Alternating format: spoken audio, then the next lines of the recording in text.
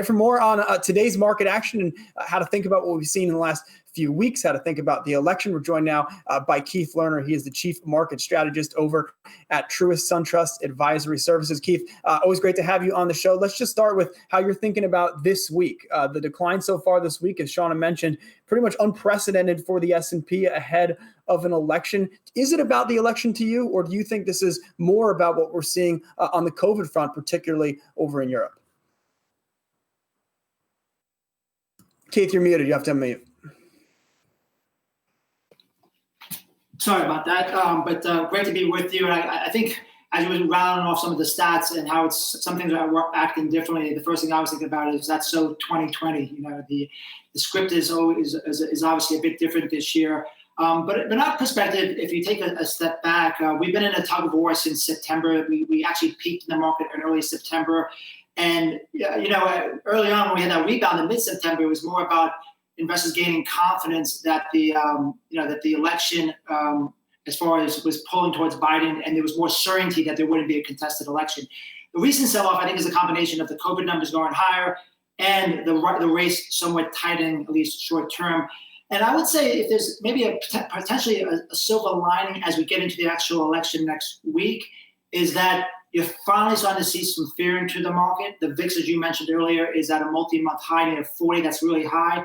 So if the actual election outcome is a little bit clearer than people suspect, you could have a nice relief rally. But I suspect over the next week into that election, you'll remain somewhat choppy. But our overall position from a longer-term standpoint is intact. We still think we're in an early stage of the economic recovery, but not having near-term stimulus is going to make things sloppy here near-term.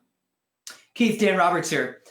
We had a bunch of guests roll through our live shows in the last few weeks who were trying to say that the idea of a contested election, or the idea that we would have a number of days after election day, maybe even a week or more, where we didn't have a clear winner, was baked into the markets, and that everyone was expecting that now, and that wouldn't cause turmoil. It's interesting to hear you say that right now you think that the tightening race is what's leading to kind of the turmoil with stocks. And then, of course, I would think right now it's more about the virus cases. And so I guess I'd ask, looking forward, regardless of whether there's a relief rally, as you say, after the election, if there's a clear result, it seems to me that virus cases and the direction things are going in the U.S. is really the unknown, and that has the potential to really roil stocks. Is there anything else that might happen that you're looking at in terms of the big, headwinds we could see? There's really just post-election and COVID right now.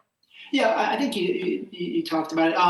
I would say, when the market was selling off in early September, it was starting to price in that elongated election cycle uncertainty. But after we had that rally, the market became a little bit complacent. So I think we're pricing that back into a certain extent. And so the upside is being capped by the COVID uncertainty, the election uncertainty, the unevenness of the economy. But on the bottom side, and right now we're going towards the lower end of that S&P range, closer to 3,200. I think that should still be supported by, we will see some headlines over the next weeks and months about progress on COVID. Remember, markets look ahead. So if they can get some belief or have more confidence that there is a vaccine or therapeutic coming closer, that should help blunt the downside as a whole. I think is one of the most important things. The other side is, the Fed's going to continue to stay very stimulative. And look at today, even on a big down day, look at the 10-year Treasury. It's relatively flat. It's not really providing much of a ballast as a whole. So I think the relative valuation still supports stocks. And we would say as we get towards the low end of this range, we would be leaning in, averaging into that uncertainty, because our big picture is we're in a multi-year bull market. And what we've been trying to tell our clients recently is don't worry so much about the next 5 or 10%.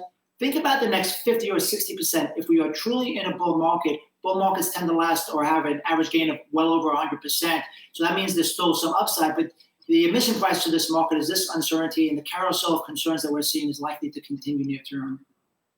And so then, Keith, as you think about, the 10 years is a very interesting part of this conversation, because over the last couple of weeks, we saw such a steepening of the yield curve. And when we see big moves in the bond market, there's always what do bonds know that stocks don't? And so to maybe reframe that through what we're seeing today and just this week with the 10-year, coming in a little, but still 77 basis points is high for where the 10 years been. What do you think maybe the bond market is suggesting about the economic cycle now that stocks maybe aren't as convinced of, at least in the last couple of sessions? Well, I think the bond market is still pricing in a potential of a Democratic sweep and therefore more supply either way. But I do think it's something, on days like today, I always want to look at the market and say, well, okay, what are some things that are acting differently? What are some areas that are showing some relative leadership? And what you notice today, financials are acting not great necessarily, but the regional banks are acting much better. So we're not overweight there, but I will say that's an area that's starting to act better in our work. You'd see today after some weakness recently, the home builders are relatively flat. That's a good sign because those are very economically sensitive. And then looking overseas, we're making new relative lows in developed international, so we still would be underweight that. But what else is standing out to us more recently is Asia, and China specifically is acting very well. In fact, China just made new relative highs to the S&P and relative to the emerging markets index. So I guess you use these points to see where's the leadership likely to be on the other side of this, and those are some pockets that are starting to look more interesting to us. And then, Keith, real quick before we let you go, obviously we got a huge earnings day coming up tomorrow after the bell. We saw that pretty good number from Microsoft last night, but didn't really do a lot for the market overall. Do you expect that kind of theme, and we've seen it a lot this quarter, where companies are doing better than expected, even raising guidance, and the stocks are just not getting rewarded? Do you expect that's going to continue as we get through third quarter earnings here?